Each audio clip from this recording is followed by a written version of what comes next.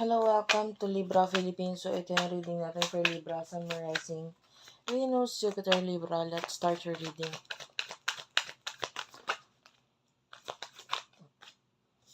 You do have here the King of Wands. Ayan yung main energy mo. Clarify natin. Yung iba, pwedeng ikaw ay someone na stable. Yeah, maybe you have a career, business, and King of Wands is a businessman, businesswoman, Eight of Pentacles. Nakikita natin dito na may mga bagay kang tinatry ngayon sa sarili mo. Especially sa career mo na mas magbibigay sa'yo ng stability. Very professional. Parang may nakikita tayong mga maraming kaaway, kalaban dito. No? Parang maraming naiinggit sa'yo or maybe, yun, lalo na ngayong mga negosyante dyan, Pwedeng maraming kalaban sa negosyo. So, yun yung nakukuha natin. Pero, what I see here is, alam mo, napakatalino mo kasi with the Ace of Swords, nakikita natin na marami kang ideas, lalo na with the world, a lot of them. So, parang, kung ano man itong mga kalaban na ito, alam mo na kung paano sila kalabanin. Ayan. Diba? Especially if you're a businessman, businesswoman. Alam mo na kung paano sila kalabanin. You know how to play their game. So, yung person na nakakonect mo pagdating sa love, Seven of Pentacles, Ten of Swords. Okay, so meron siyang mga ending na pinagdadaanan ngayon. With the Seven of Pentacles, the Devil is at the bottom of the deck.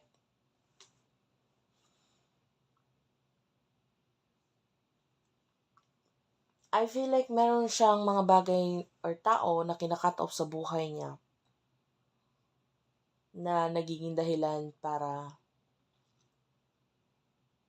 lalo siya maging down. It could be problema ito para sa kanya Well, hindi ko matukoy kung ito ba sino, itong kinakat off niya na ito. Pero meron siya mga kinakat off. At ang dahilan kung bakit niya yung kinakat off kasi, number one, pwedeng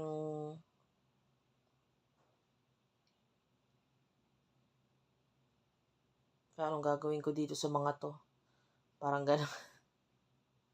Kinakat off niya kasi ano ba gagawin ko dito sa mga ito?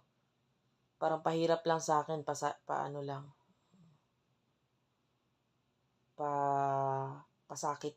Ayan, for example, kung siya ay businessman, businesswoman din, pwedeng ganun. Na parang may mga empleyado siya tinatanggal kasi pwedeng sakit sa ulo. Yung iba naman, it could be friends. Inaalisan niya kasi bakit? Dagdag expenses lang. Ganon. Basta may mga tao siyang kina-cut off ngayon kasi hindi na nakakatulong sa kanya bagkos dagdag lang sa obligasyon or sa expenses niya. Emotions ninyo. Or it could be kamag-anak. Pwede ganun. Umiiwas na siya. Lumalayo na siya dito sa mga kamag-anak mo to kasi wala namang magandang may dudulot sa kanya. Five of Swords at saka King of Swords, Gemini, Libra, Aquarius energy. Well, I see your energy na you're cutting off this person. Kina-cut off mo siya. Yan, the Tower is at the bottom of the deck. Kasi, nagiging professional ka na ngayon. Ayan with the King of Pentacles, King of Swords, saka King of Wands, you are the king. Babae man, lalaki, LGBTQIA+. You are the king. Diba? 3 king na yung nasa iyo May mga changes ka na ginagawa pagdating sa emotions mo for this person. And pwedeng ini-end mo na lang kasi ano bang gagawin, di ba? Pwedeng this could be a person in the past wherein wala naman na, bakit pa ako mag-expect or what. So, nag-focus ka na lang ngayon sa buhay-buhay mo sa usaping professional. You're making changes. The Tower is here. At saka 10 of Cups. Death card is at the bottom of the deck. And the Ace of Cups. Nawiwirduhan lang ako kasi yung iba sa inyo. Love reading to, pero wala naman ako naramdaman na love din. Yung person na ito, I feel like minahal ka niya, pero pwedeng nag-end na rin yung love na yon. Death and rebirth is here. Ace of Cups. Pwede nag-end na rin. This could be an ex energy, ex-spouse, ex-husband, ex-wife, kinakasama. Pwedeng ganyan. Wala tayong nakikitang love. So, what will happen in the near future for you? So, yung iba, nakasanayan lang talaga makinig sa akin, pero wala naman na. Nagtataka nga ako din ako bakit lumalabas pa ito sa reading mo. The Hermit and the Page of Wands. The Magician. Tsaka the Empress. Puro major arcana ha. Oh wow. Tapos the World is also at the bottom of the deck. Also major arcana. Page of Wands. Well, I see you shining, diba? Nakikita natin na mas binibigyan mo na tinutuunan mo ng pansin is home, yourself. This is self-love. Tapos with the Magician, nakikita natin yung happiness na naidudulot nito. When you learn na parang mahalin yung sarili kaysa i-please ang ibang tao.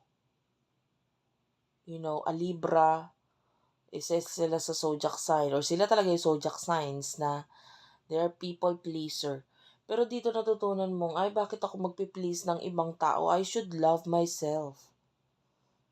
Respetuhin ko yung sarili ko, di ba? Kaysa dito sa mga to. Isipin itong mga to.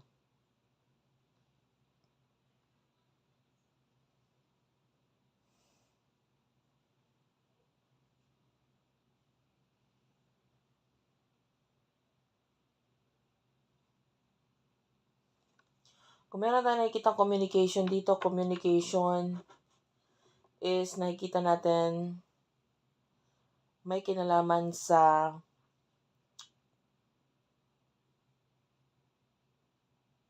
mga bagay na magpapabigay ng happiness sa'yo lalo. Okay? So, this is good. Healthy para sa'yo yung mga communication na to. Pagdating dito sa person na to, the Hierophant, this could be a person na naging lesson sa buhay mo.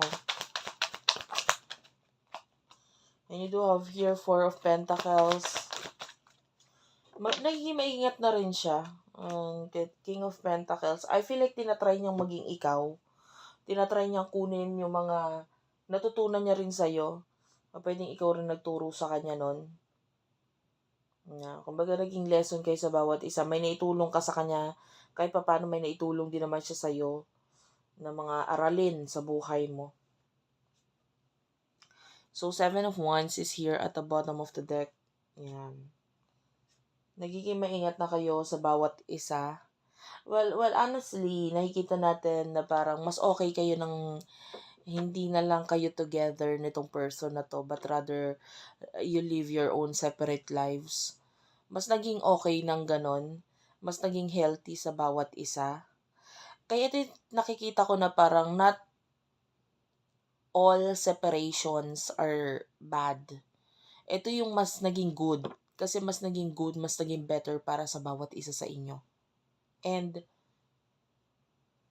tapos na kayo doon sa era na parang nahirapan or nasaktan kayo ng bawat isa. Pero parang okay na rin ngayon na nasaktan na lang, kumbaga natapos na lang yun sa inyo, kaysa pinagpatuloy niyo na alam naman ninyo sa sarili niyong wala naman na talaga.